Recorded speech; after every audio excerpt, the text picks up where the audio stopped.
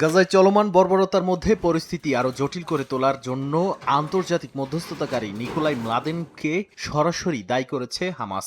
সংগঠনটির মুখপাত্র হাজিম কাসেম অভিযোগ করেছেন, জাতিসংঘ নিরাপত্তা পরিষদ সহ বিভিন্ন ফোরামে বাস্তবতা বিরোধী তথ্য দিয়ে গাজা ও হামাসের বিপক্ষে অবস্থান নিচ্ছেন ম্লাদেন।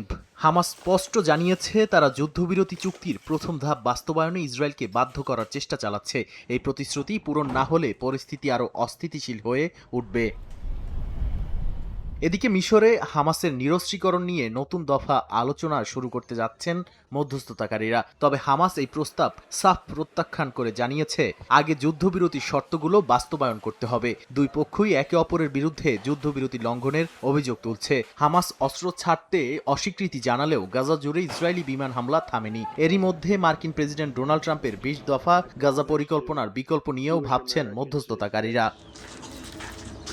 চলমান আলোচনার মধ্যে অন্যতম বাধা হয়ে দাঁড়িয়েছে হামাসের নেতৃত্ব নির্বাচন। সংগঠনটি জানিয়েছে, নতুন নেতৃত্ব চূড়ান্ত না হওয়া পর্যন্ত নিরস্ত্রীকরণের বিষয়ে কোনো শেষ সিদ্ধান্ত নেওয়া সম্ভব নয়। শীর্ষ পদের দৌড়ে এগিয়ে থাকা খলিল আল হায়া ও খালেদ আল মশাল দুজনই কট্টরপন্থী হিসেবে পরিচিত। তবে গাজার প্রশাসনিক দায়িত্ব কোনো টেকনোক্র্যাটিক কমিটির হাতে ছাড়ার প্রশ্নে দুজনের দৃষ্টিভঙ্গিতে ভিন্নতা রয়েছে। এর মাঝেই গত সপ্তাহে হামাসের নতুন সামরিক প্রধান মোহাম্মদ ওদেহকে হত্যার দাবি করেছে ইসরায়েল।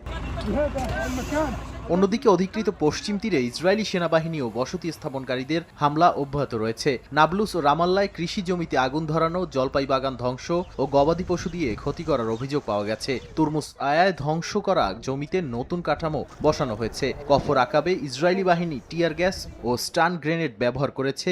আর জাবায় একটি ফিলিস্তিনি বাড়ি ও ব্যবসা প্রতিষ্ঠানে ভাঙার নোটিশ দেওয়া হয়েছে। গাজা যুদ্ধকে কেন্দ্র করে ইসরায়েলের সঙ্গে ইউরোপের দূরত্ব এখন আরও স্পষ্ট। ফ্রান্স জানিয়েছে, প্যারিসে অনুষ্ঠেয় বিশ্বের অন্যতম বৃহৎ অস্ত্র প্রদর্শনী ইউরোস্যাটারিতে ইসরায়েলি কোম্পানিগুলো এবার কেবল আকাশ ও ক্ষেপণাস্ত্র প্রতিরক্ষা সরঞ্জাম প্রদর্শন করতে পারবে। ইসরায়েলের প্রতিরক্ষা মন্ত্রণালয়ের দাবি, তাদের সরকারি কর্মকর্তাদের অংশগ্রহণও সীমিত করা হয়েছে। ফরাসি এই সিদ্ধান্তকে রাজনৈতিক ও বাণিজ্যিক উদ্দেশ্য প্রণোদিত বলে ক্ষোভ প্রকাশ করেছে তেল আবিব। গাজা, লেবানন ও ইরান সংঘাতের পর থেকেই মূলত প্যারিস তেল আবিব সম্পর্ক শীতল হতে শুরু করে। নাদিম মারজান, সময় সংবাদ।